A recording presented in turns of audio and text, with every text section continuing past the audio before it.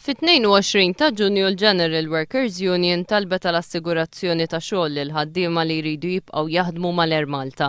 Imma sa 30 ta' Ġunju li għadda, il-Gvern u l-Air Malta naqsu milli jagħtu din il-garanzija u kkonfermaw li anke min irid jibqa' jaħdem mal-Linja Nazzjonali tal-Ajru jista' jispiċċa barra.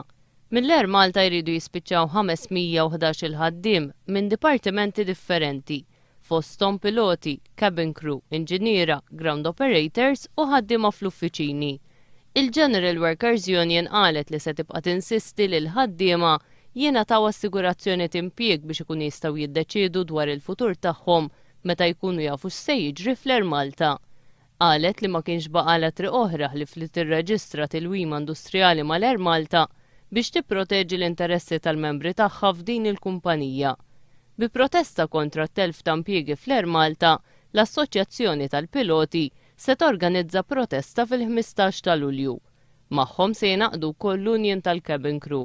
Filwaqt li l-ħaddiema se jitilfu l-impjieg tagħhom, l-Air Malta impjegat lil Peter Davies li nħatar bħala kap eżekuttiv tal-Air Malta pakkett finanzjarju ta' 500,000 euro fis-sena.